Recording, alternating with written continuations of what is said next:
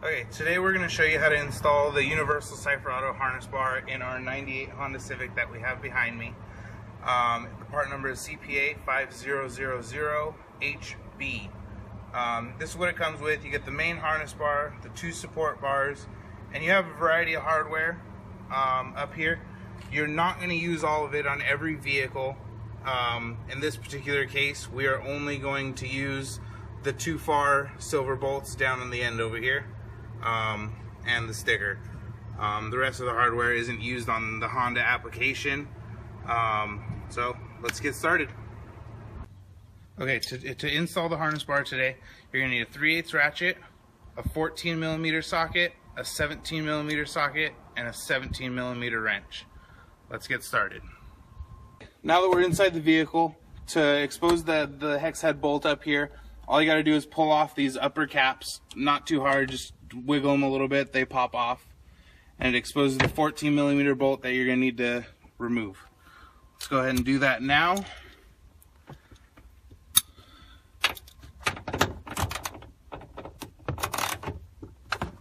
Just a little bit of force, pull that off.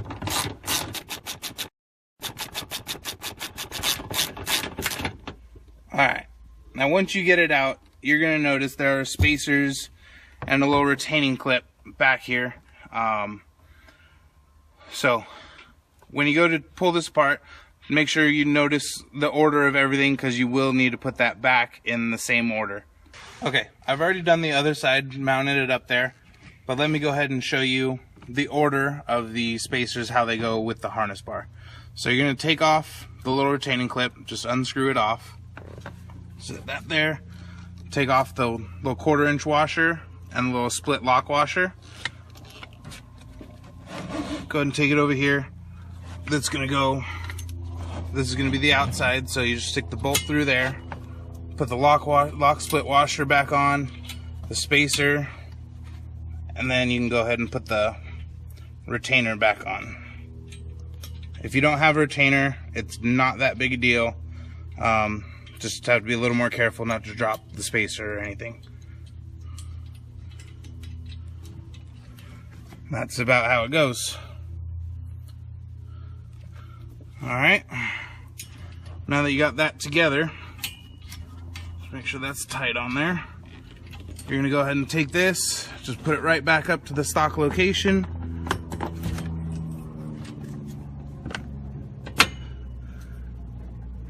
And it should bolt right in for the most part. Change angles here.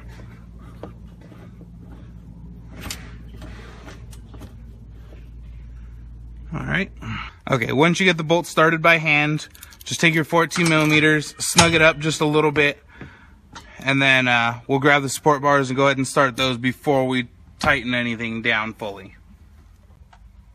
Okay, now we've got the support bar here. To get this installed, you're going to have to go ahead and remove this lower seat belt mount. It's also a 14mm, just like the top. So let's go ahead and remove that.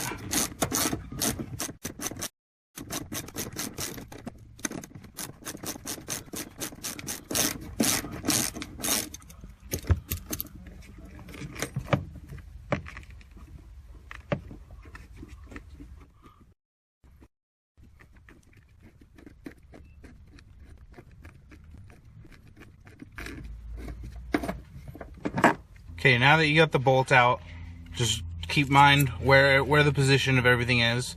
Some of it you'll be reusing, some of it you won't. Go ahead and start by removing the little retainer clip. Set that off to the side, you'll reuse that. Also, take off these two spacers. You'll be reusing those.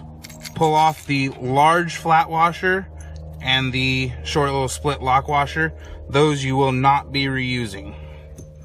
So go ahead and set those off to the side. Keep note, you will be using the little small flat washer that is up against the little bushing.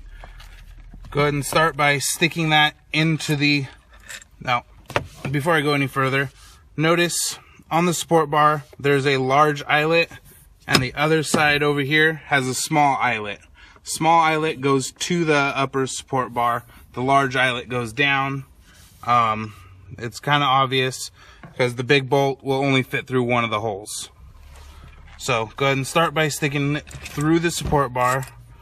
After you get that back together, go ahead and take your two 3/8 spacers, go ahead and put those back on, as well as your retainer clip.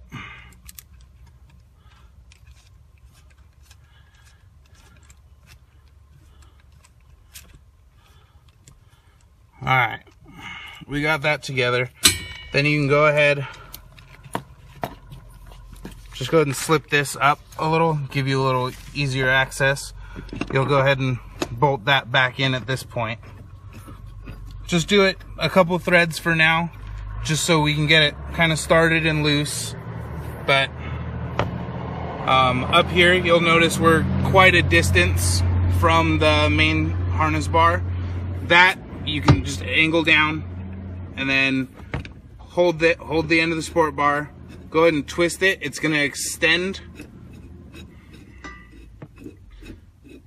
Go ahead and extend it a little bit, and then you can grab the larger of the silver bolts, one flat washer, and then you get the nut.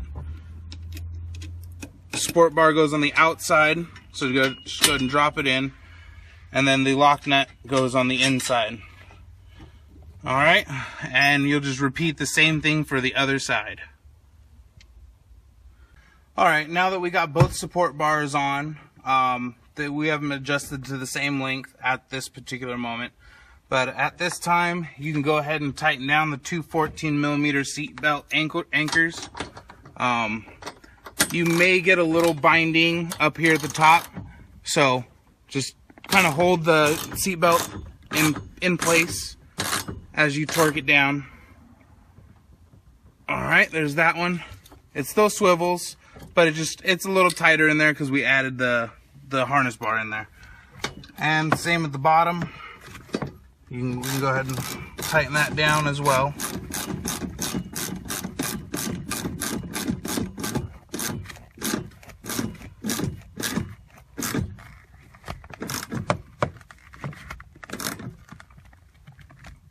Alright, now that you got those tightened up, let's go ahead and switch our socket to the 17mm that I told you you'd need earlier. You can use that here. Go ahead and tighten down this upper support bar bolt. Again, you're going to do the same things on both sides. Once those are tightened, you're just going to check and make sure the harness bar is level across the back of the car. Doesn't necessarily need to be perfect. I usually all the harness bars are the same. I usually just make sure you have about the same amount of threads on both sides, and then you're going to go ahead and lock these little lock nuts down. You're going to have one at the top and one at the bottom. Top one here is a 17, so you can go ahead and lock that one down, and then you will also need a 19mm wrench for the bottom one, which I didn't bring with me, but this one's a 19 for the bigger end. And go ahead and do the other side, and then you're done. You're ready to put your harnesses in.